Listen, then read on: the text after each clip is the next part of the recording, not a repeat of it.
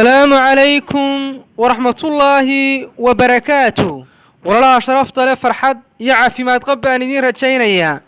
نكن وضيعه وحول هوين بن ولا شيء كيسنيني مدبضا قربها يجوكتي أنا ودنا كيبان جوجا هوين إذا سوى هوين يجور صامرتي ورجل سوى جورستي وحيقول تريبوري مركي يجور كيجي صار دوادين دونينا نسمع صرنا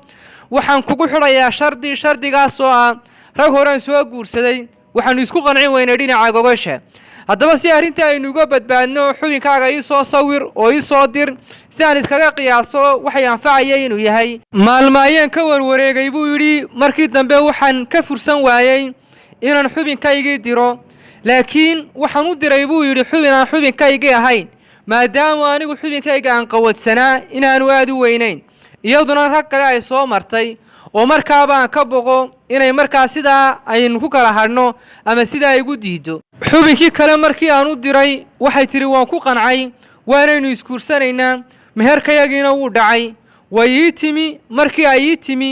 ayaa waxay aragtay buu xubinkaygii dhabta ahaa maadaama kan u diray aanu ahayn xubinkaygii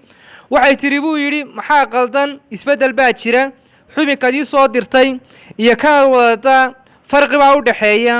أنا وحكو قنعي يقول إنه كيجي يهي إسلام كان أي صورك يوحى سكر بدر كاي كانين ويجان نقطة يقولي بالبيلة شوكتين وحوجا ويبيدي السنين كوجا شيء يحبين كيجا منكم يقنع سنين وشيء هذا ين كدر يمي تشربوا يري يا مركا مقال كذا إنتبه يا فرحد هذا إنتبه وكدر يمي تشرين أنا يقول قنع سنين ولو واضح حريرنا وحرير كيجوا في عين هاي inay timaadana waa suuragal ay soo laabato hadaba waxaan doonayaa buu qaabkan u weyneyn lahaa xubinkayga taranka hadaad iga caawin kartaan ii soo sheega aad buu mahadsan yahay marka koobaad waxaan walaalka u sheegaynaa kalsoonida nafta inuu sare u qaado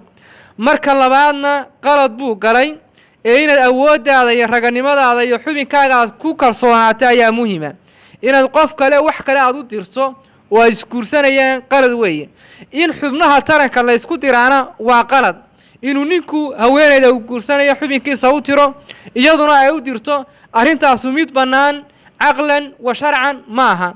dhinaca kale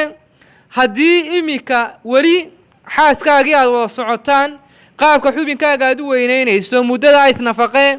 cunto fiicanna qaado midhaha rumaanka shiido cabitaan ka samayso isla markaana qaraha isticmaal waxa kala samaysaa xubinkaaga taranka waxaad ku masaajtaa saliidaha dabeeciga ee sida coconut oilka saliida qumbaha ama saliid saytuunka idigoo subaxii iyo habeenkii ku masaajaya isla markaana biyo diiran xubinkaaga taranka kaga maydhaya saliida marka horena biyo aad u farku diirisa xubinkaaga ku maydhaya iskana ilaali intaad ku guda jirto